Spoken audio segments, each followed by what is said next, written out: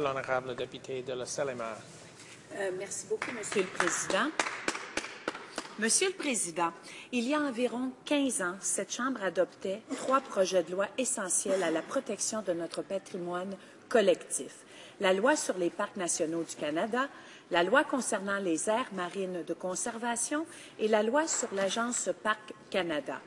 Aujourd'hui, nous avons un réseau magnifique de 44 parcs nationaux et 4 aires marines de conservation dont nous sommes fiers parce que ces richesses naturelles sont pour le bénéfice de tous les Canadiens et les Canadiennes. Cependant, alors que nous protégeons des espaces qui sont plutôt sauvages, nous devons nous rendre à l'évidence que le Canada d'aujourd'hui est un pays urbain. En 2006, plus de 80% de la population habitait dans nos villes. Voilà l'importance du projet de loi instaurant le parc urbain national du parc de la Rouge. Le projet amorce une nouvelle époque dans l'histoire de notre pratique de la conservation en définissant le premier parc national en milieu urbain. Ce projet de loi est innovateur et, à l'article 4, trace les grandes lignes de ses objectifs qui sont de protéger et de mettre en valeur pour les générations actuelles et futures le paysage diversifié et le patrimoine naturel et culturel du parc, de favoriser le dynamisme des collectivités, d'encourager les Canadiens à découvrir les lieux patrimoniaux nationaux protégés et à développer des liens avec eux. Ce projet de loi crée un nouvel encadrement pour la protection de l'écologie dans les zones urbaines au Canada. Le Parc Rouge est maintenant le plus grand parc de la plus grande ville au Canada. Le parc comprend des ressources écologiques exceptionnelles, dont l'un des plus grands habitats de forêt carolinienne au Canada, des sites patrimoniaux importants comme l'ancien chemin de portage et le lac Simcoe et le lac Ontario. Le parc de la Rouge actuel doit son existence à la persévérance et aux efforts soutenus de groupes de citoyens dévoués à sa préservation depuis des décennies. Monsieur le Président, si le gouvernement est sérieux dans son engagement dans le parc de la Rouge, il doit le faire avec diligence et respect de la longue tradition de conservation au Canada. This bill is going to create a new precedent for ecological protection in urban settings in Canada. Rouge Park is an incredible resource, the largest park in the largest city in Canada, and we should recognize and congratulate the efforts of concerned citizens who have preserved this natural legacy for many decades.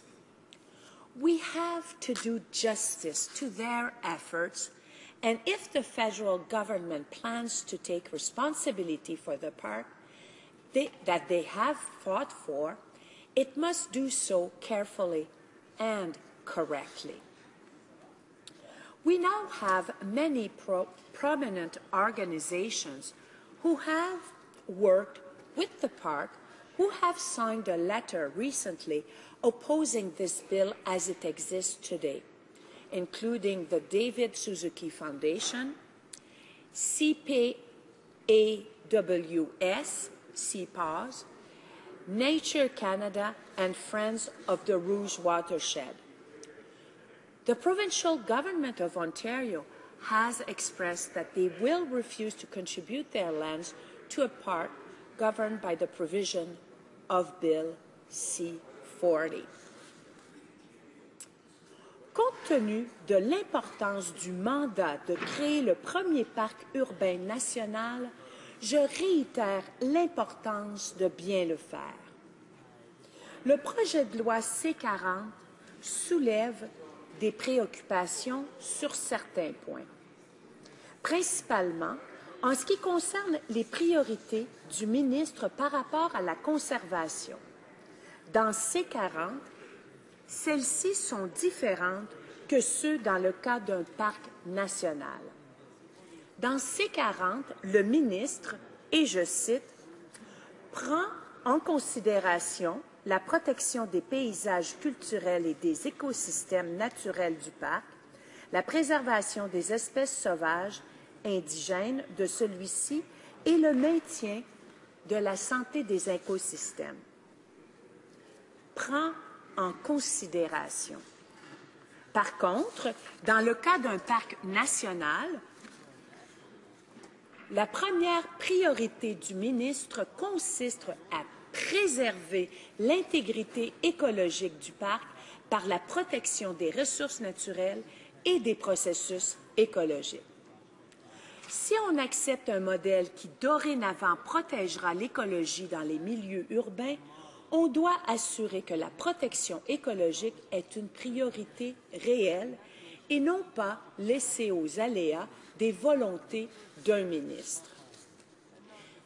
La création d'un parc urbain national est un enjeu qui intéresse plusieurs résidents de ma circonscription. J'ai le bonheur et le privilège de représenter LaSalle-et-Marre, qui est située en milieu urbain sur l'île de Montréal, longeant le fleuve Saint-Laurent. Au large, il y a les rapides de la Chine, un obstacle naturel qui a contribué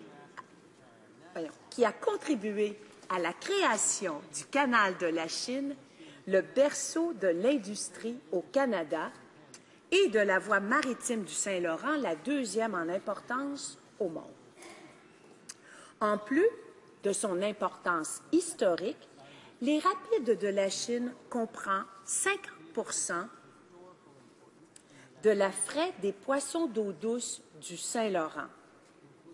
Le parc des rapides, qui est adjacent aux rapides de la Chine, est une réserve faunique d'oiseaux migrateurs avec, entre autres, l'une des 10 plus grosses héronnières en Amérique du Nord. Nous sommes fiers de cette ressource et j'inviterai également mes collègues et tous les membres du Parlement à visiter cette belle région du Canada. Mais nous sommes très fiers de cette ressource qui est, d'une part, écologique et naturelle, et d'autre part, culturelle et historique.